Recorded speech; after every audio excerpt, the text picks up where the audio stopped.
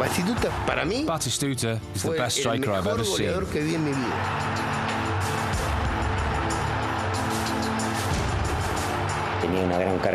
He had real faith and determination in himself, and those qualities made him very difficult to handle for opponents. I just had a feeling that we were in the presence of a world-class player. Argentinians should applaud him for what he achieved.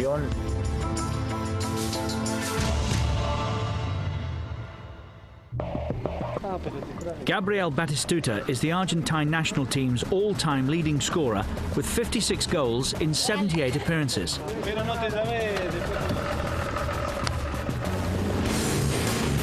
His goals for both club and country earned him fame and fortune, and today he spends most of his time back home in Reconquista in the province of Santa Fe. If he'd been allowed to have his way, though, a career in football would probably never have happened. I used to watch games, but I was never that fanatical. It's not that I didn't like football. I liked playing it, but I wasn't certain of making a career from it as a player because I always had the fear of getting injured and having to quit studying or not being able to study what I wanted. Jorge Grifa is the man to whom Bati owes his career. His CV as a talent spotter includes Carlos Tevez and Fernando Gago, amongst others, but Batistuta is by far his biggest success to date. Grifa's determination eventually convinced the teenage Gabriel to take up the game. At first he didn't look like a footballer because he was a big lad, and when he shot, the ball could go anywhere. But he'd almost burst it because he struck it with such power. He didn't know how to head properly, he didn't have the typical physique of a footballer, but I thought, if we can get this big lad to fit in, he can produce the goods. Grifa's judgment was astute as Batistuta went on to earn the nickname Batigol for his ability to find the net regularly for both club and country. And thanks to perfecting that powerful shot, that was usually from outside the box. My story really begins when I was growing up here and I was in the local team. One day, the Argentine national junior team had a friendly scheduled. I can't remember where exactly, and the match got postponed. Because they'd made the long journey from Buenos Aires, they quickly arranged a game for here. The man who became a legend in his country's blue and white stripes scored both in a 2-1 win that day, which impressed Grifa's spies. When he also performed well in a provincial youth final for Reconquista in Rosario, Grifa offered him the chance to join Newell's Old Boys. He said, no, I don't want to, and things like, I live a long way away, I've got to study. So I said to him, look, I'll give you the option of coming down to study for a year. He said no, because of this and that. So I said, I'm going to speak to your dad. Let's try and bring you down for a year. We'll let you study, and we'll put you up in the dorms of Newell's Old Boys. Let's take it from there and see what happens. Batistuta wasn't keen on leaving his roots. He was, and still is, a country boy, born in Avenida in the north of Santa Fe province, some 800 kilometers from the capital Buenos Aires. From the age of 6, he grew up in the neighboring village of Reconquista, where he lives today. So determined was Grifa to get his man, he sent a colleague to seal the deal.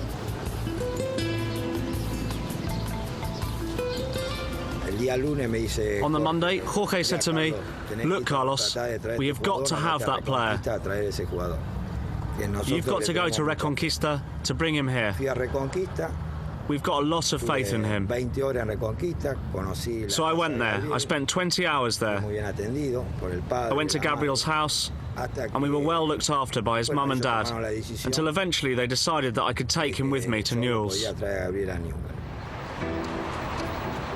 So despite reluctance on his part, Batistuta finally headed 460 kilometers south to Rosario, Argentina's third city, in 1988.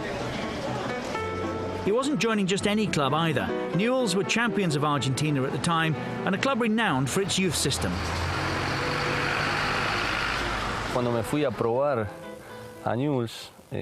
When I went for the trial at Newell's, I went more through a sense of obligation. I went because it gave me the chance to continue studying, as the club said they would pay for my education. He started in the fourth team, but his education soon took a backseat as he progressed through the ranks. He made his first team debut in September 1988 and played in the final of the Copa Libertadores, which Newell's lost. But Grifo had no sympathy for his protégé's financial worries. He told me that if I wanted to stay there without studying, I had to work. So I started to cut the grass on the pitch and clean windows, so I had some money. My dad never gave me money because he told me that you've got to work in life and pay your own way.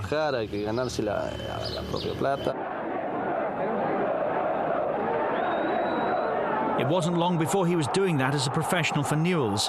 Batistuta began to earn himself a reputation, and opponents regarded him as the man to mark.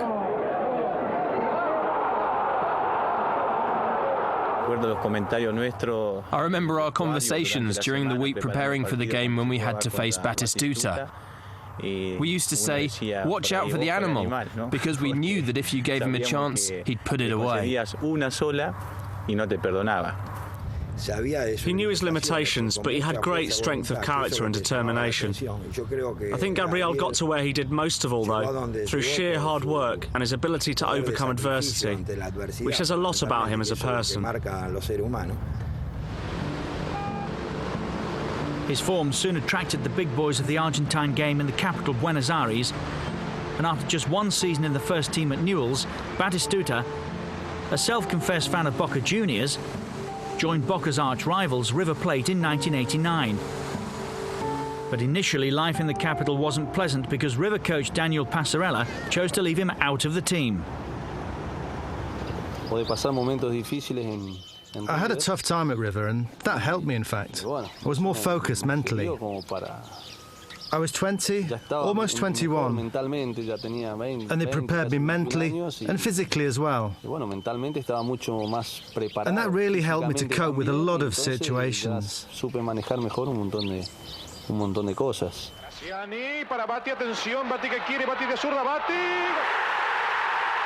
Batistuta became frustrated, and he was on the verge of returning to Newell's until his beloved Boca stepped in with an offer.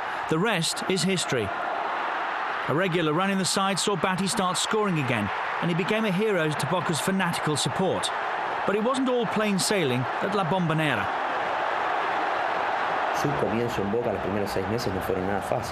When he joined Boca, the first 6 months were far from easy for him.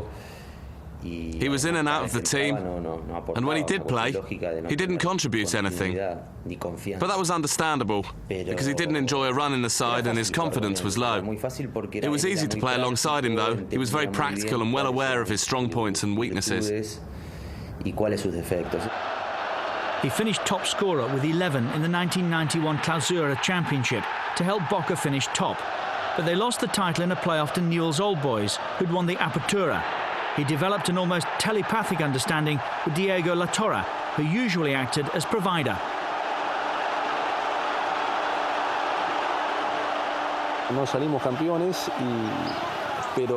We never won the title during my time there, but 20 years on, people still remember us.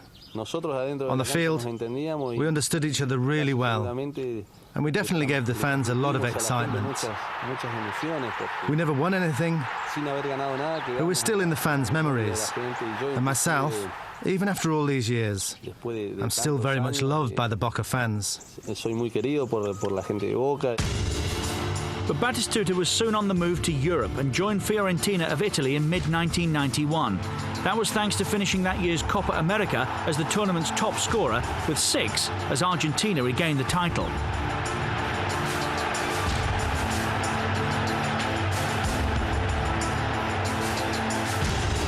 His Boca teammate La Torre was due to join Fiorentina at that time, but Bati's goal-scoring exploits in Chile forced La Viola to have second thoughts.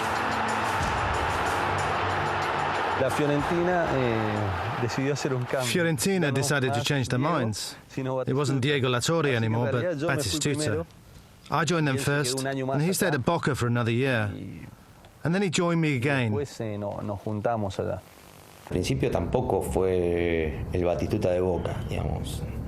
first, he wasn't the Batistuta we knew at Boca. But that was to be expected. He had to adapt. It was a new club, a different city, and a team that played in a different style to Boca. But then, when he overcame those obstacles, his qualities suited the team perfectly. One-on-one, Gabriel would punish you, and that is exactly what he did in Italian football.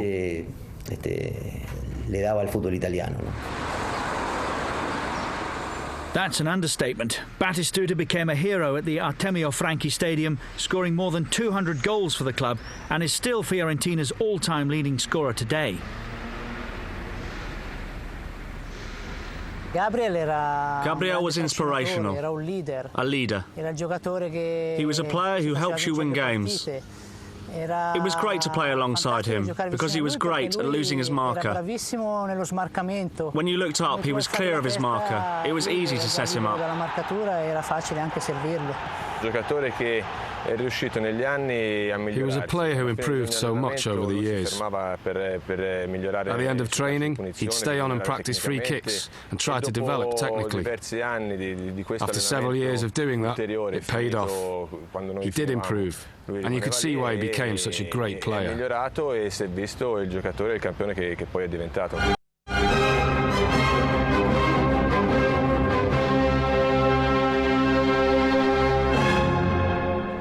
The city of Florence is home to Fiorentina, and his 26 goals during the 1994-95 campaign saw him finish top scorer in Serie A.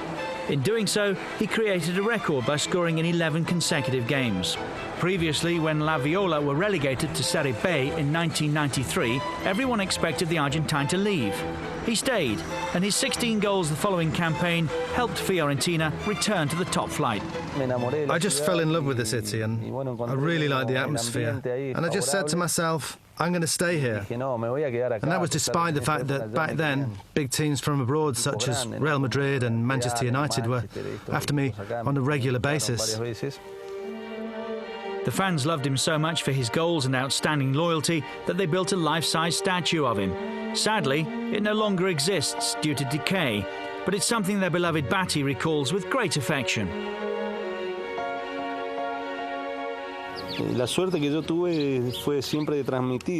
I was lucky enough to be able to get across in my performances what I felt for the team and my love for the city. And that really made the Fiorentina fans love me like crazy, and they built a statue of me in my honour. And they named a star after me as well, which I haven't seen yet. Every night I look to the sky, but I don't know which one it is.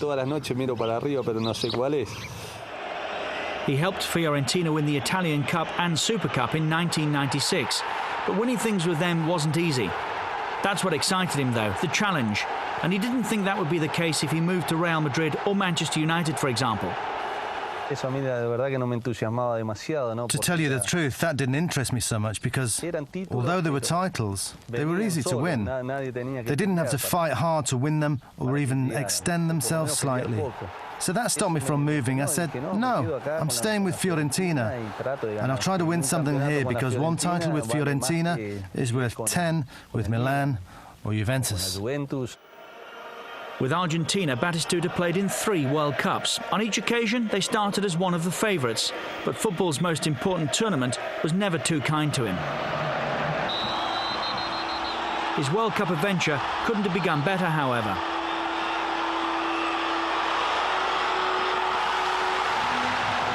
He scored a hat-trick in Argentina's 4-0 win against Greece in their opening match in the United States in 1994.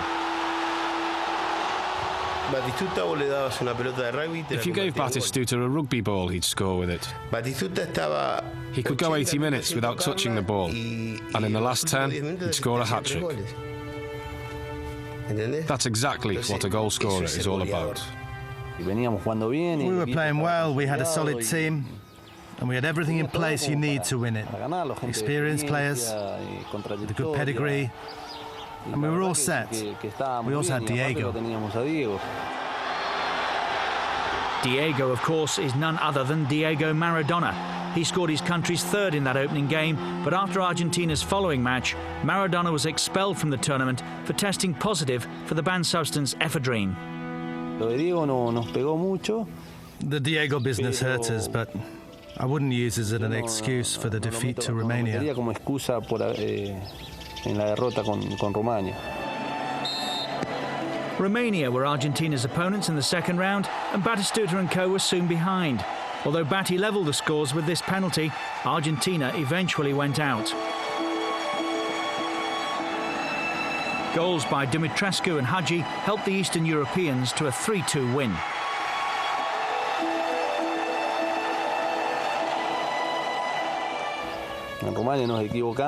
Against Romania, we made 2 or 3 mistakes and we were on our way home. It's that simple. That team was capable of winning the tournament without Diego. And with him, there was no doubt about us winning it whatsoever. 4 years later, with Maradona now retired, Argentina travelled to France with high hopes of success. This 5-0 demolition of World Cup debutants Jamaica underlined that. Batistuta helped himself to another hat-trick and became the only player to score a hat-trick in 2 different World Cups. It's a record that still stands.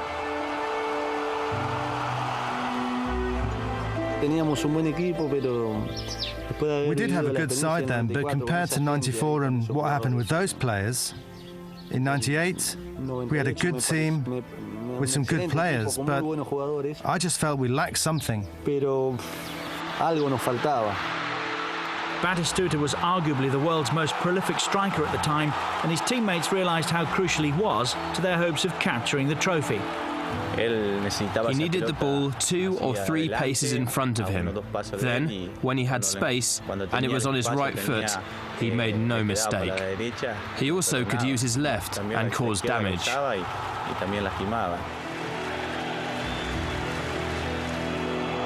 Argentina faced England in the last 16, and Batistuta put his country ahead after just 5 minutes from the penalty spot. But England equalised with a penalty of their own 4 minutes later, and then Michael Owen scored arguably the goal of the tournament to put England 2-1 ahead.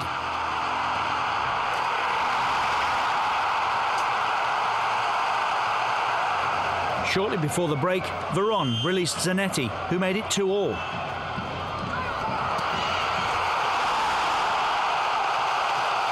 The game was a World Cup classic.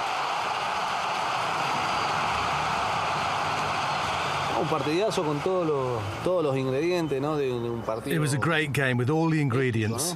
An epic game between 2 strong teams. At that time, many people considered England the favourites. It was a game with skill and goals. England were down to 10 when David Beckham was sent off early in the second half. Batistuta had been taken off with 20 minutes left, and with no further goals after extra time, the game went to penalties. With Argentina leading 4-3 in the shootout, Carlos Roa saved from David Batty, and Argentina went to the quarter-finals.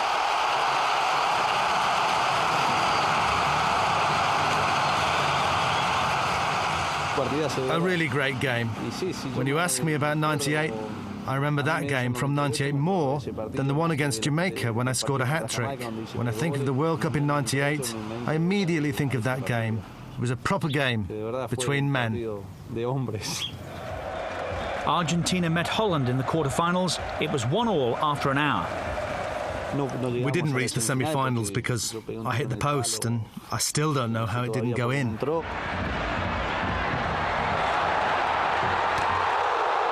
Then yet more World Cup heartache for Batistuta, courtesy of Dennis Bergkamp in the final minute.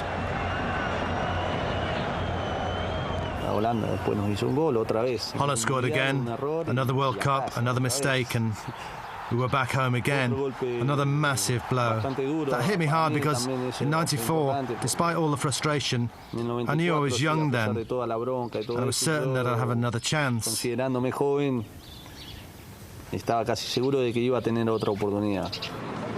Now aged 33, Batistuta was aware that 2002 would be his final chance for World Cup glory. In the tournament jointly hosted by South Korea and Japan, once again they started as one of the favourites. And once again, Batty began in fine style.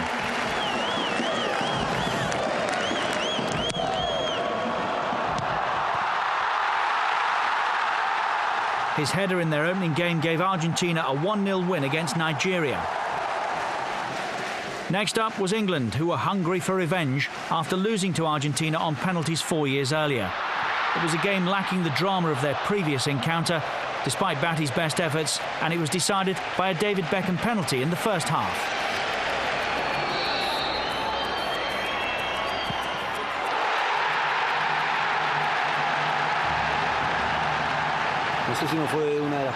I don't know if it was one of Argentina's worst performances in a World Cup, but there are different ways of going out. It's not the same thing when a bad team is knocked out in the first round than when a great team is. And I think we were a very, very good team. Batistuta captained his country in their final first-round group game against Sweden. Argentina had to win to guarantee their place in the last 16 and knew any other result could see them eliminated.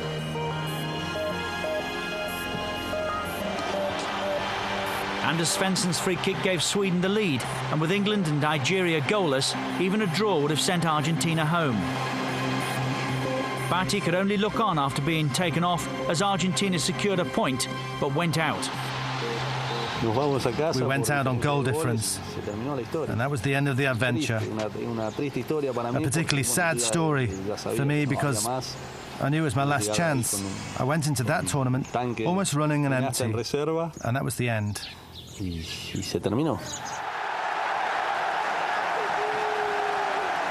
During that World Cup, Batistuta was still a Serie A player, but not with Fiorentina. He'd left La Viola for Roma in 2000 in search of the major silverware that had so far eluded him.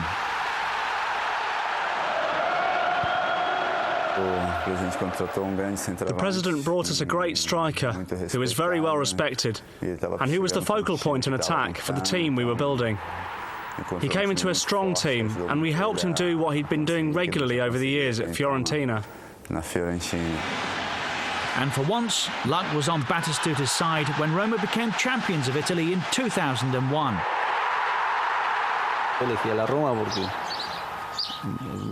I chose Roma because I saw them as the team best positioned to win the championship. I joined them and got lucky. I didn't have long left, 2 years at the top, and I couldn't make a mistake in choosing my next club, and thankfully, we won the title.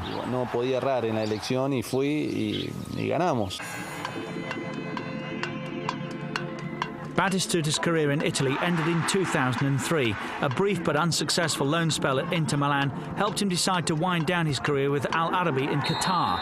He was one of several big-name veterans to head to the Middle East at that time. There he broke the Qatari League goal-scoring record with 25 in just 18 games during the 2003-04 season.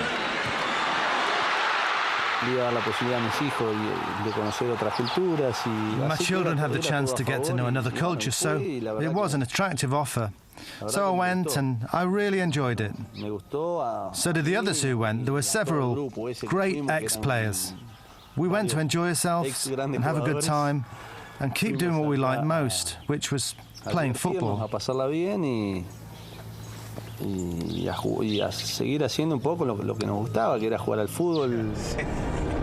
Today, Batistuta is happy concentrating on his farming empire.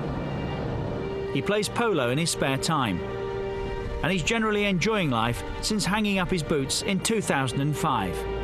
The game misses him, though. I think Batistuta is a player who's taught a lot to Argentine football and the world as well. Ask any coach and he'll tell you that he's a player he'd want in his team. After a career that almost happened by accident, Batistuta eventually became one of the most feared strikers in the world. Batistuta was the best striker we ever had here, and we're never going to see his like again. We're not going to see anything like him from anyone, no matter what they're called. No. For me, he was the greatest goal scorer that I saw in my life. His goals and talent never won the major prizes he truly deserved. That one Serie A championship with Roma is all he's got to show for his efforts over the years. But it's not something he loses any sleep over. There are times when I think that it can't be right that I haven't won this trophy or that or the other trophy. But I was lucky enough to give everything that I had on the field. I never allowed myself to finish a game saying, if I'd have done this or that, would I have achieved that little bit more? Without doubt, Gabriel Batistuta is one of the greatest strikers the game has ever seen.